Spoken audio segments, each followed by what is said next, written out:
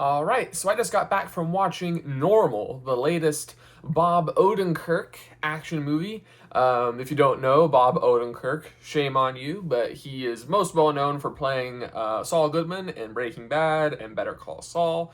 And I guess his most high profile movies have been Nobody and Nobody 2, which I reviewed Nobody 2 about a year ago. So this is his latest action movie because Bob Odenkirk is on a bit of a action kick. And I have to say, I was pretty excited for this movie. The trailers were pretty good. I loved the premise. Basically, Bob Odenkirk plays this substitute sheriff who's like, he's the sheriff of this small town in Minnesota called Normal. While it's transitioning between sheriffs because their old sheriff passed away under mysterious circumstances, and before they get a new sheriff, he's the sheriff.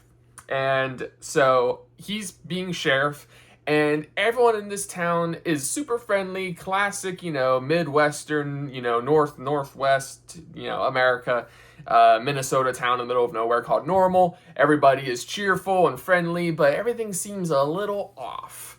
And then something is revealed, and everything goes bananas, and now we have an action movie. So all of that is in the trailer. I actually revealed less than the trailer does in my little summary there. So anyway, this all seemed like a pretty good recipe to me for a fun time at the movies.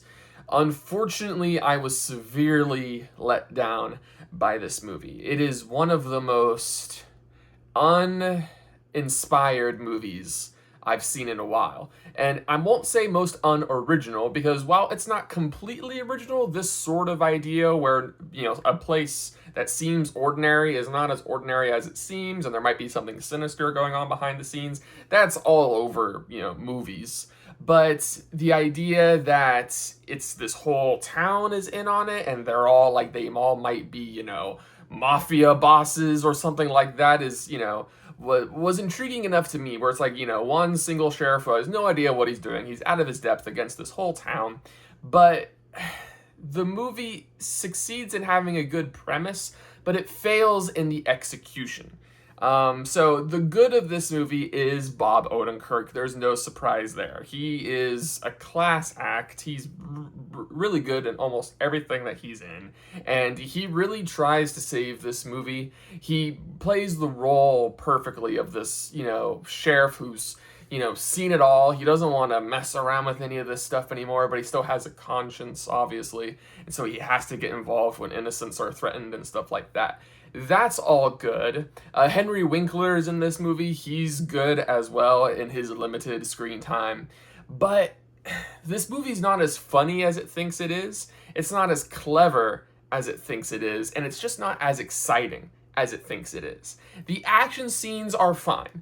They're not awful. They're not anything that I'm going to remember, like Nobody or John Wick or anything like that. But they are entertaining when there is action. But this movie really fails with characterization. In this sort of movie, they have this sort of thing where, everyone in this town is sort of in on this criminal organization thing going on. Again, this is basically revealed in the trailer. And they have, the deputy sheriff, the postman, the bartender, the store owner, the bank manager. They have all of these people fulfilling these small town roles. There's even a drugstore ice cream shop guy from like the 50s. He's in this movie too. And none of them have any personalities. And so when their action scene comes and they're fighting, it's not as satisfying or entertaining as it should be, because this movie didn't set them up properly. It's just like, here's a mailman, and that's it. Now, if the mailman had a personality and we could see how that personality is amplified in action scenes, or maybe even, flipped on itself, where we see the true mailman or something like that. But no, it's just, here's a mailman, now the mailman's trying to kill you. and that's about it. There isn't another extra step. They didn't, go through the effort to add an interesting wrinkle to it to make it more entertaining or more funny or whatever. It just thinks that having, a guy dressed as a 50s, ice cream shop bartender or whatever they had in the drugstores in the 50s, they think him holding a gun is funny. It's a funny image, but after a while, you got to give me something a little more. So the movie really let me down there. Also, there's some technical things about this movie that just kept taking me out of it. The biggest one is this movie has terrible ADR.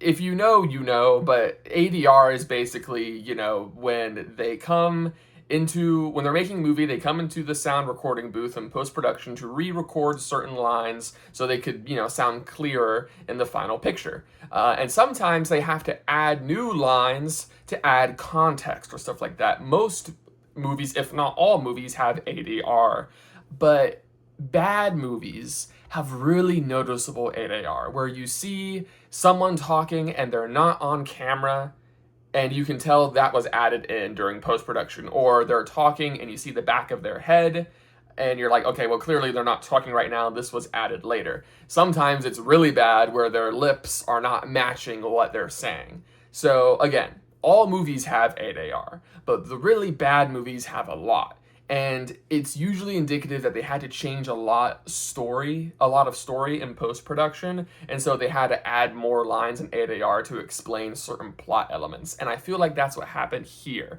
I don't know what was changed, but it was so distracting. This was like, it's not as bad as the ADR was in Madame Web, but it kept taking me out of the movie. It was really bad.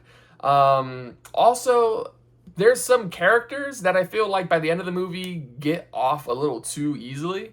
I won't go into spoilers just in case you do decide to watch it, but yeah, there's one character in particular that was like, kind of sold his soul, and isn't adequately punished for it, in my opinion, and the movie tries to, again, with an ADR line, explain, oh, well, he didn't really know what was going on, he still signed up for this, like, come on. So, yeah, also, everything, like, as far as the dialogue goes and the writing, again, characterization, everyone says the most cliche thing imaginable. I could predict exactly what someone was going to say, based off of the type of character they are. I'm like, oh, you're probably going to say this. Yep. So there wasn't any snappy dialogue or fun, like it wasn't engaging. Even Bob Odenkirk's lines were predictable. Like he acts them well, he's by far the best part of the movie, but even his stuff is predictable. Yeah, so I unfortunately did not enjoy this movie very much. I'm not gonna recommend it. I don't think it is must-see theater entertainment.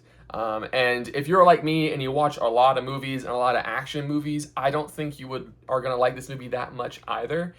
If you just want to have a good time to watch a passable action movie to, kind of pass off the afternoon, I could see you seeing this movie as okay. I don't think anybody's going to love this movie, but I don't think everyone will be as negative on it as I am. I could see a decent crowd of people watching it and being like, oh, that was all right. It was pretty good. It was entertaining. And for a lot of people, that's enough.